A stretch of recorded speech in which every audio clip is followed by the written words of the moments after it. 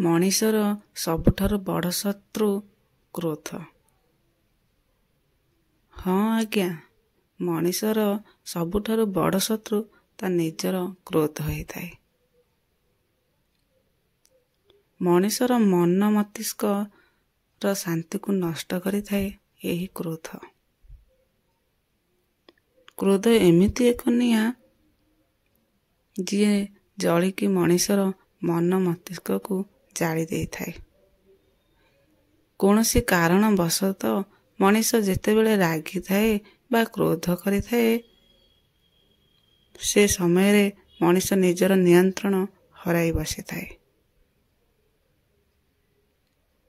ସେ ନିଜେ ବି ଜାଣିନଥାଏ କ'ଣ କରୁଛି ଆଉ କ'ଣ କହୁଛି।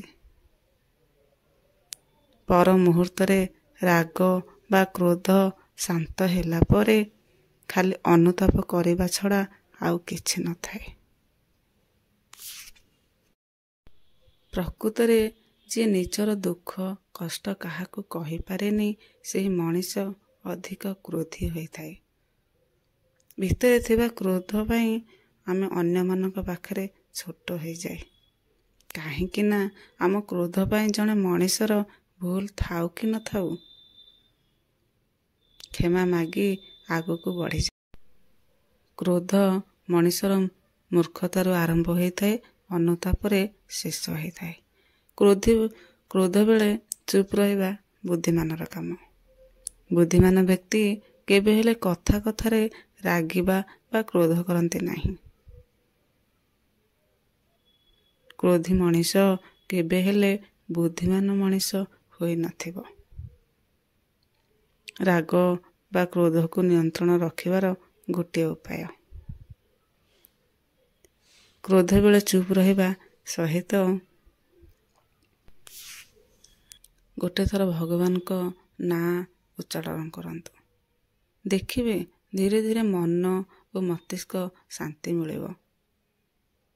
ଆପେ ଆପେ ରାଗ ବା କ୍ରୋଧ ଦୂରେଇ ଯିବ। ଆଉ ନିଜ ଲୋକଙ୍କର ଅତି ପ୍ରିୟ ମଣିଷ ହୋଇଯିବେ। ସତ କଥା କହିବା ପାଇଁ ଗଲେ, ଗୋଟେ ମଣିଷ ରାଗିଥାଏ ବା କ୍ରୋଧ କରିଥାଏ ସେହି ମଣିଷ ଉପରେ ଯାହାକୁ ଅଧିକ ନିଜର ଭାବିଥାଏ। ଯଦି ଜଣେ ମଣିଷ କ୍ରୋଧରେ ଅଛି, ତାହେଲେ ଆମେ ଟିକେ ନହିଁ ଯିବା, ଶାନ୍ତ କରିବା, ବୁଝେଇବା ପାଇଁ ଚେଷ୍ଟା କରିବା ଉଚିତ। କାହିଁକି ନା ମଣିଷ ନିଜେ ଜାଣିନଥାଏ ତାର ବଡ଼ ଶତ୍ରୁ ତା କ୍ରୋଧ।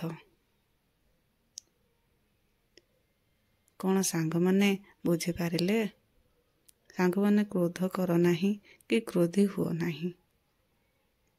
ଭଗବାନଙ୍କ ନାଁ ସବୁବେଳେ ମନ ମସ୍ତିଷ୍କରେ ରଖ, ଶାନ୍ତି ମିଳିବା ସହିତ କ୍ରୋଧ ଦୂରେଇ ଯିବ। କ'ଣ ସାଙ୍ଗମାନେ ଠିକ୍ କହିଲି ନା?